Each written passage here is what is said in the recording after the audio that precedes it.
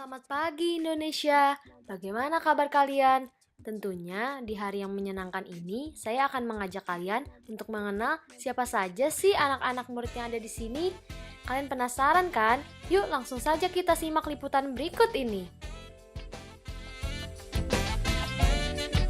Hai, nama saya Anjelitan, asal Rote NTT.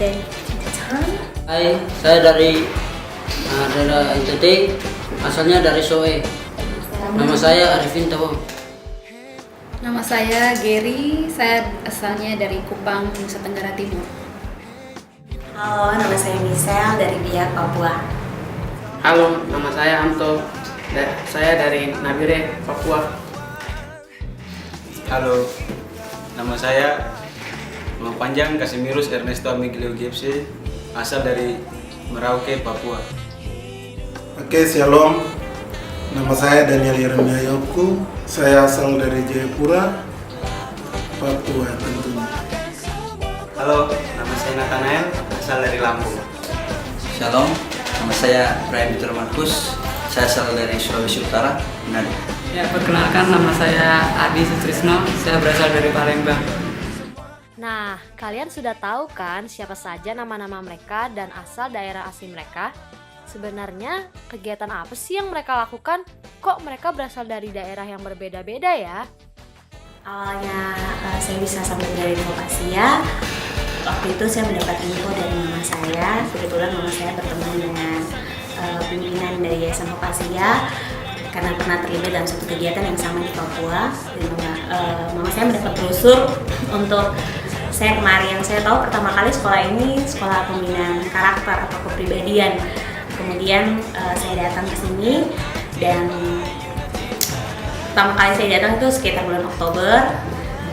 Kan berada di sini, ya pertama kali merasanya gimana ya? Sesuatu yang berbeda lah ada di sini. Nah, dunia baru, ketemu orang-orang baru, tapi saya enjoy saja menikmatinya.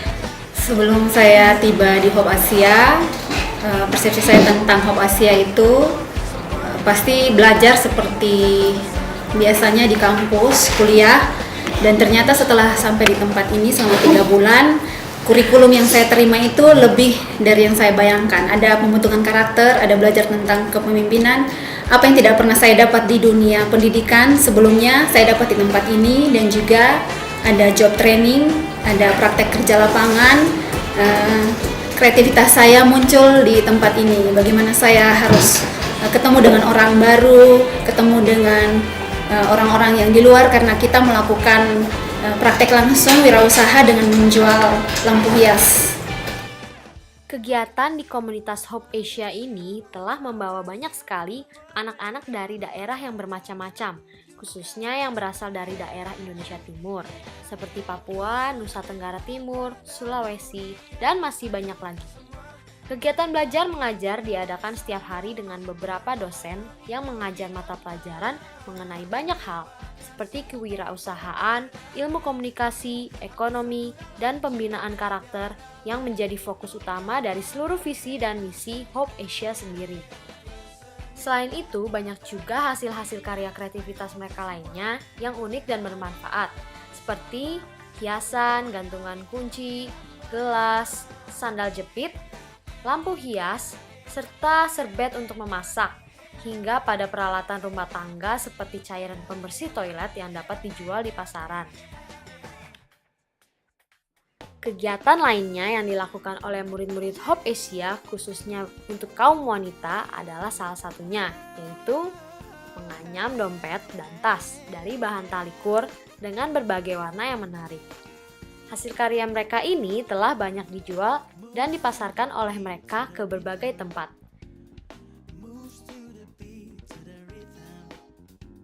Nah, sekarang saya akan mewawancarai pendiri dari Hope Asia sendiri, yang bernama Ibu Eriana. Beliau merupakan seorang ibu rumah tangga yang memiliki 2 orang anak perempuan dan 1 orang anak laki-laki. Berikut cuplikannya. Jadi Hope Asia memang sudah ini angkatan ke-9 ya. Alumninya kurang lebih ada 200 orang. Ada 200 orang, mereka dari daerah, kebanyakan memang dari daerah Indonesia Timur ya, seperti dari NTT pun ada Sumba, ada Kupang, ada Soe, ada Antambua, ada Rote, itu yang dari NTT-nya. Kemudian dari Papua itu ada daerah-daerah lain juga, daerah-daerah yang berbeda juga. Ada dari Jayapura, ada dari Nabire, ada dari Sorong, ada dari Sentani, ada dari Biak gitu ya. Itu pun berbeda-beda lagi gitu. Kemudian ada dari Maluku seperti Ambon, kemudian dari Ternate, kemudian dari Manado, Sulawesi Utara, Manado, dan kemudian dari Kalimantan Barat. Kemudian dari Sumatera ada dari Nias, dari Medan, dari Padang, dari Lampung, dan dari satunya dari dekat Palembang itu ya, sekitar daerah Palembang seperti itu ya. Jadi itu sukunya mungkin boleh dikatakan seluruh Indonesia ada. Memang itu visi dari Hope Asia sendiri kan dari berbagai suku-suku bangsa ya, jadi sangat beragam sekali suku-suku bangsanya. Nah, kalau bagaimana Ibu bisa memimpin mereka, karena yang pertama memang itu sebuah visi, yang kedua dengan hati. Karena kita berbeda, latar belakang yang berbeda. Sebelumnya saya juga belum mengenal mereka juga belum mengenal kami gitu. Tetapi waktu mereka dari budaya yang berbeda-beda, dengan latar belakang yang berbeda, dengan status sosial yang berbeda, waktu di sini karena saya membentuk mereka dengan hati ya, hatinya Tuhan gitu ya.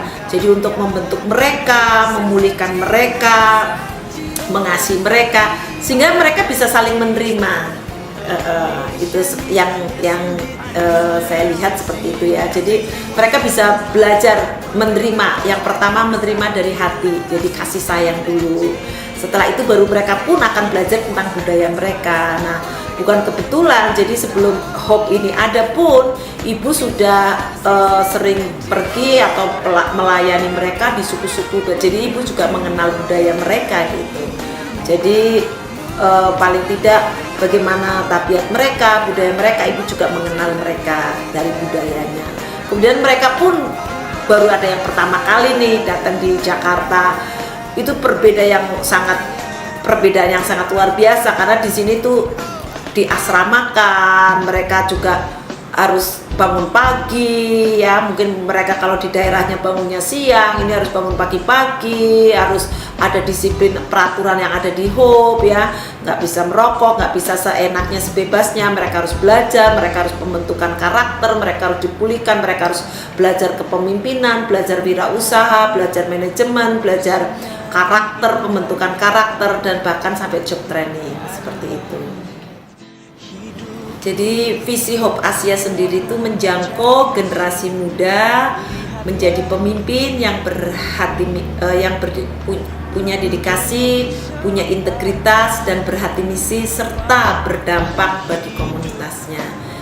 Jadi memang menjangkaunya anak-anak muda dari berbagai suku untuk dijadikan mereka pemimpin yang punya karakter ya, tentunya punya integritas, punya dedikasi, dan mereka juga punya hati misi. Dan tentunya hidup mereka setelah mereka belajar tentang manajemen, tentang wirausaha, dan job training, hidup mereka bisa mandiri dan hidup mereka bisa berdampak bagi orang lain.